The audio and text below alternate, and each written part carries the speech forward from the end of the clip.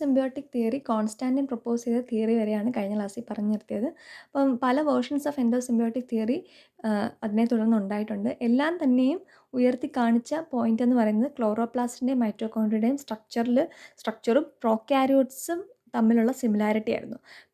ഇതാണ് ഇവർ എവിഡൻസസ് ആയിട്ട് കാണിച്ചത്. അപ്പോൾ എന്തൊക്കെയായിരുന്നു ആ ഒരു പ്രത്യേകതകളെന്ന് നോക്കാം. ഏറ്റവും പ്രധാനമായിട്ട് ഇവർക്ക് ഈ രണ്ട് ഓർഗനൽസിനും ഡബിൾ ലെയർഡ് മെംബ്രെയിൻ ഉണ്ടായിരുന്നു. മറ്റ് ഓർഗനൽസിന് ഇല്ലാത്തതുപോലെ ഇവർക്ക് രണ്ടുപേർക്കും ഡബിൾ ലെയേർഡ് മെംബ്രെയിൻ ആയിരുന്നു, കവറിങ് മെംബ്രെയിൻ ആയിരുന്നു ഉണ്ടായിരുന്നത്. അപ്പോൾ ഇത് ലൈറ്റ് മൈക്രോസ്കോപ്പിലൂടെ ഒബ്സർവ് ചെയ്തപ്പം സയൻറ്റിസ്റ്റുകൾ പറഞ്ഞ എന്താണെന്ന് വെച്ച് കഴിഞ്ഞാൽ ഇതിൻ്റെ ഇന്നർ മെംബ്രെയിൻ എന്ന് പറയുന്നത് ആ എൻഡോസിംബിയോസിസിലേക്ക് വന്ന അല്ലെങ്കിൽ എൻഗൾഫ് ചെയ്യപ്പെട്ട ഓർഗനലിൻ്റെ ആ സിംബയോണ്ടിൻ്റെ ഓൺ മെംബ്രെയിനും പുറമേ കാണുന്ന മെംബ്രെയിൻ ഔട്ടർ മെംബ്രെയിൻ എന്ന് പറയുന്നത് ആ ഹോസ്റ്റ് എൻഗൾഫ് ചെയ്ത ടൈമിൽ എൻഗൾഫിങ്ങിന് വേണ്ടി ഡിറൈവ് ചെയ്ത മെംബ്രെയിനും അങ്ങനെ ആയിരിക്കാം ആയത് എന്നാണ് ഈ തിയറീസ് പറയുന്നത്. The inner one supposedly belong to the symbiont and the outer one a remnant of the membrane used by the host cell to engulf the symbiont. മറ്റ് തെളിവുകളെന്ന് പറയുന്നത് ഈ രണ്ട് ഓർഗനൽസിനും പ്രോക്യാരിയോട്സിൻ്റെത് പോലെ സർക്കുലർ ഷേപ്ഡ് DNA ആയിരുന്നു ഉണ്ടായിരുന്നത്. മറ്റ് ഓർഗനൽസിനൊന്നും സ്വന്തമായിട്ട് ജനറ്റിക് മെറ്റീരിയൽ ഇല്ലെങ്കിലും ഇവരുടെ പ്രത്യേകത എന്താ, ഇവർക്ക് രണ്ടുപേർക്കും ഓൺ ജനറ്റിക് മെറ്റീരിയൽ ഉണ്ടായിരുന്നു. പിന്നെ ഇൻഡിപെൻഡൻ്റ് ഓഫ് ദ ന്യൂക്ലിയസ് ഇവർക്ക് സെപ്പറേറ്റ് ആയിട്ട് തന്നെ സ്വന്തമായിട്ട് റെപ്ലിക്കേറ്റ് ചെയ്യാനുള്ള കഴിവുണ്ട്. കാരണം ഓൺ DNA ഉണ്ട്, അത് വെച്ചിട്ട് അവർ സ്വന്തമായിട്ട് റെപ്ലിക്കേറ്റ് ചെയ്യും. Reproduce on their own by binary fission. അപ്പോൾ ഇതിൻ്റെയൊക്കെ അർത്ഥം എന്ന് പറയുന്നത് ഇവർ എന്ത് തന്നെയായിരുന്നു, പ്രോക്യാരിയോട്സ്, ഇൻഡിപെൻഡൻ്റ് ആയിട്ട് ജീവിച്ച ഒരു പ്രോക്യാരിയോട്ട് തന്നെയായിരുന്നു. അവർ ഇൻഡോസിംബയോട്ടിക്കിലൂടെ അസോസിയേഷനിൽ വന്നപ്പോൾ ഓർഗനലായിട്ട് ഇവോൾവ് ചെയ്യുകയാണ് ഉണ്ടായത്. അതുകൊണ്ടാണ് ഇപ്പോഴും അവർക്ക് ഓൺ DNA ആൻഡ് ഓൺ റീപ്രൊഡക്ഷനൊക്കെ സാധ്യമാകുന്നത്. ലിൻ മാർഗുലിസ് ആണ് വളരെ ഓർഗനൈസ്ഡ് ആയിട്ട് ഈ തിയറി അവതരിപ്പിച്ചത് with scientific evidences. Lynn Margulis was an American biologist who recognized as one of the most prominent scientists in the 20th century. Eukaryotic സെൽസിൽ അതിൻ്റെ സ്റ്റഡീസിൽ ഈ സയൻറ്റിസ്റ്റ് നൽകിയ കോൺട്രിബ്യൂഷൻ വളരെ വലുതായിരുന്നു. തിയറിയുടെ പേര് സീരിയൽ എൻഡോസിംബയോട്ടിക് തിയറി എന്നാണ്. യൂക്കാരിയോജെനസിസിനെ പറ്റിയിട്ടുള്ള ഫസ്റ്റ് യൂണിഫൈഡ് തിയറി എന്ന് നമുക്ക് സീരിയൽ എൻഡോസിംബയോട്ടിക് തിയറിയെ വിശേഷിപ്പിക്കാം. അപ്പം ഓൾറെഡി ഉണ്ടായിരുന്ന എൻഡോസിംബയോട്ടിക് തിയറീസിലൊക്കെ ക്ലോറോപ്ലാസ്റ്റ്, മൈറ്റോകോൺഡ്രിയ ഇവയെ പറ്റിയിട്ടുള്ള വിശദീകരണം ഉണ്ടായിരുന്നു.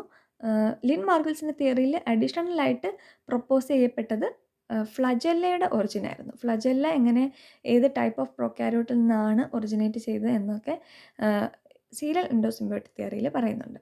The article included the novel proposition that a third subcellular structure, apart from chloroplast and mitochondria, she also included flagella in this theory.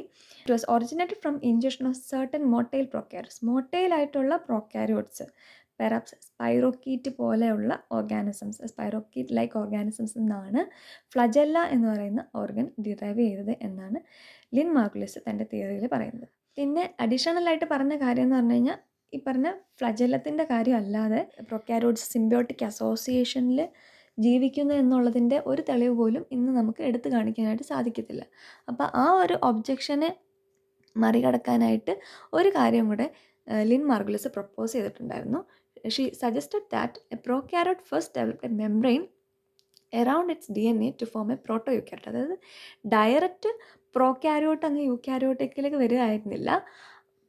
യൂക്യാരിയോട്ടിക്കിൽ വരുന്നതിന് മുന്നേ ഒരു സ്റ്റേജും കൂടി ഉണ്ടായിരുന്നു എന്നാണ് ലിൻ മാർഗുലിസ് പറയുന്നത്. that stage is referred to as proto eukaryote. Margulis develop ചെയ്ത proto eukaryotic സ്റ്റേജിൽ മറ്റ് ഓർഗനൽസ്, മെംബ്രെയിൻ ബൗണ്ട് ഓർഗനൽസ് ഒന്നും തന്നെ ഇല്ലായിരുന്നു. പക്ഷേ ജനറ്റിക് മെറ്റീരിയലിനെ സറൗണ്ട് ചെയ്തുകൊണ്ട് ഒരു ന്യൂക്ലിയസ് ലൈക്ക് സ്ട്രക്ചർ അവിടെ ഉണ്ടായിരുന്നു.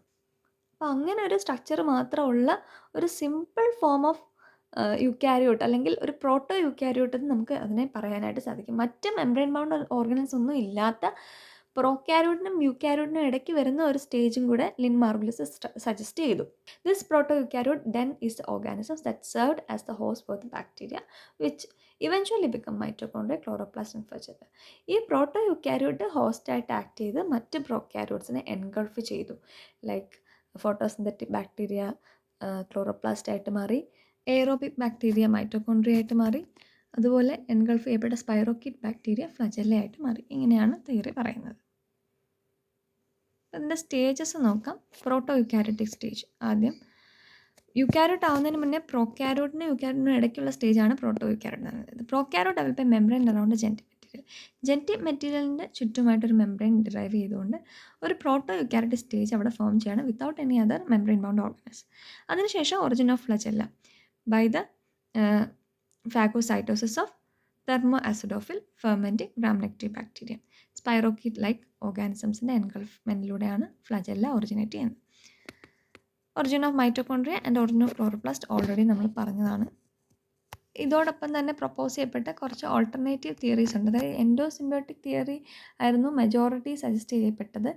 അതിൻ്റെ പല വേർഷൻസ് ഉണ്ടായിരുന്നു. അപ്പോൾ അതിനോടൊപ്പം ഓൾട്ടർനേറ്റീവ് ആയിട്ടുള്ള തിയറീസും എക്സിസ്റ്റ് ചെയ്യുന്നുണ്ടായിരുന്നു. എൻഡോസിംബയോട്ടിക് തിയറിക്ക് തീർത്തും എതിരായിട്ടുള്ള തിയറീസും ഉണ്ടായിരുന്നു.